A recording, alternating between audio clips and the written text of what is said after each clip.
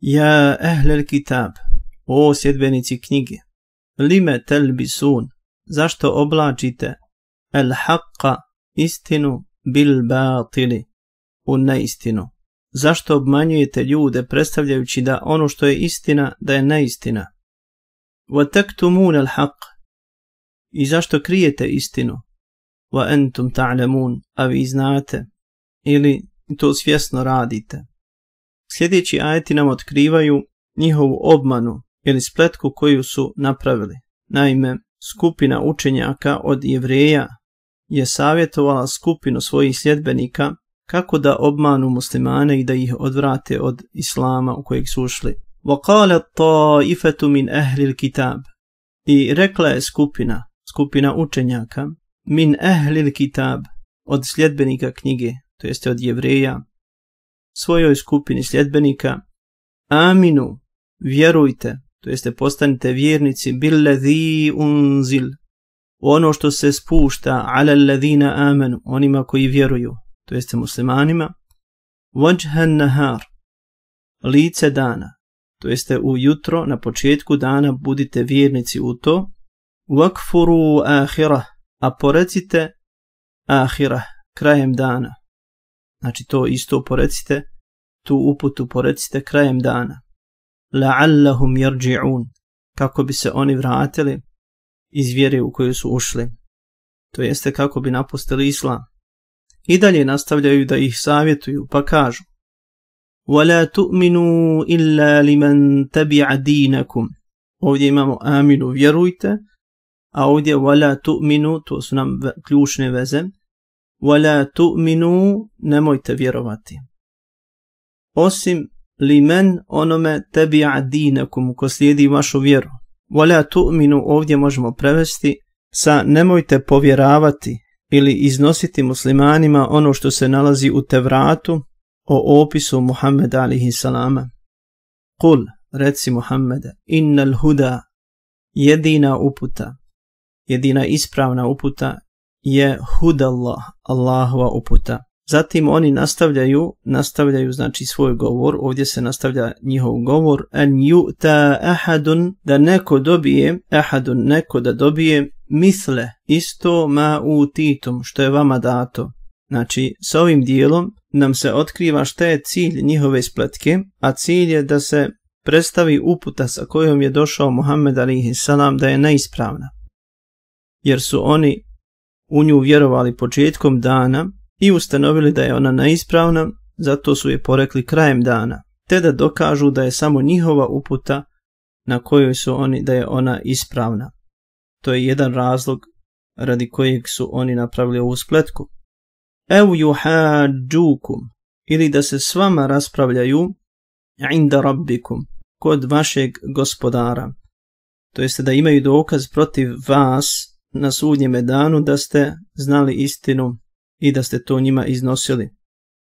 Znači ovo su savjeti bili taife, skupine učenjaka svojim sljedbenicima koji su imali zadatak da izvrše tu spletku. Kul, drugi puta, innal fadle bijadillah, reci Allahovo dobro, a odnosi se na uputu, je u Allahovoj ruci, to jeste Allah određuje ko će biti na njegovoj uputi, a ne Jevreji, yu'tihi men yasha, on daje uputu kome hoće, wallahu wasi'un, Allah sve obuhvata, alim i sve zna. Vratit ćemo se na ovaj dio ajeta Kul innal huda hudallah. S obzirom da je slične ajete imamo u suri El-Bekari i suri El-An'am, tamo je Kul inna hudallahi, na prvom mjestu dolazi hudallah huval huda. Jedino ovdje u Ali Imran na prvom mjestu dolazi El-Huda. Da bi riješili tu sličnost, zapamtit ćemo u suri Al-Imran dolazi prvo El-Huda. Jahtasu bi rahmetihi men yasha, Allah odabiri za svoju milost, to jeste za svoju uputu. Hudallah, fadl, rahmeti, sve se odnosi na uputu. On odabire za svoju milost men yasha'u wallahu. Ovdje imamo men yasha'u wallahu, men yasha'u wallahu, isti dio. Allah je zu, vlasnik, el fadlil azim, velikog dobra. Wa min ahlil kitab, a ima od ahlul kitabija, od jevreja i kršćana, men, onaj, in ta'menhu bi qintar, ako bi mu u povjerenje dao tovar zlata. Tako da ovdje povezujemo el fadlil azim, veliko dobro, sa tovarom zlata. Yu'addihi ilajk, on bi ti vratio taj tovar. To je pozitivan, znači ovo je pozitivan primjer od ehlul kitabija. Wa minhum, a ima od njih, men in ta'menhu bi dinar, ako bi mu povjerio 1 dinar, la yu'addihi ilajk, on ti ne bi nikada vratio, illa ma dumte, osim kada bi neprestano alejhi nad njim qaiman stojao. Znači ovo je negativan primjer od ehlul kitabija. Zašto to rade? Zalike bi annahum qalu, zato što oni govore lejsa alejna fil ummijin, nije na nama prema ummijin, nepismenima, misli se mušrici Mekke, sebil, put, misli se grijeh. Nemamo grijeha ako od njih uzmemo novac. Wa yaquluna ala Allahi al-kadhib, i oni o Allahu govore laž. Wa hum ya'lamun, i to svjesno rade.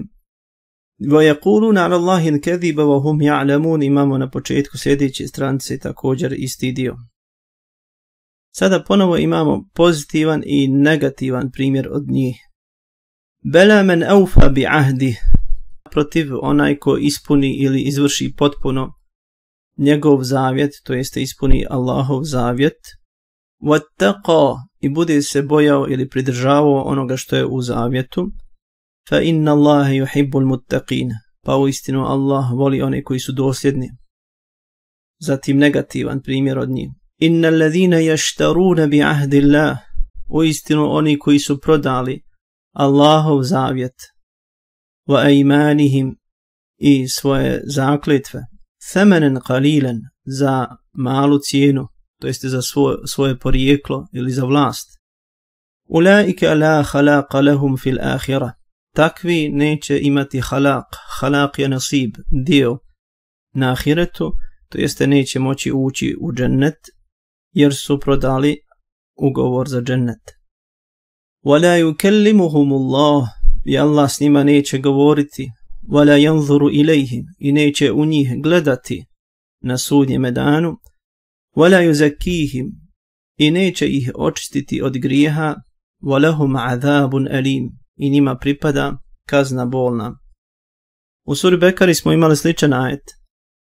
Wala yukallimuhum Allahu yawm al-qiyamah, ovdje imamo dodato wala yanzuru ilayhim, neće u njih gledati, dodatno pojačanje koje ukazuje na Allahovu srdžbu zato što su prodali Allahov zavjet za malu cijenu.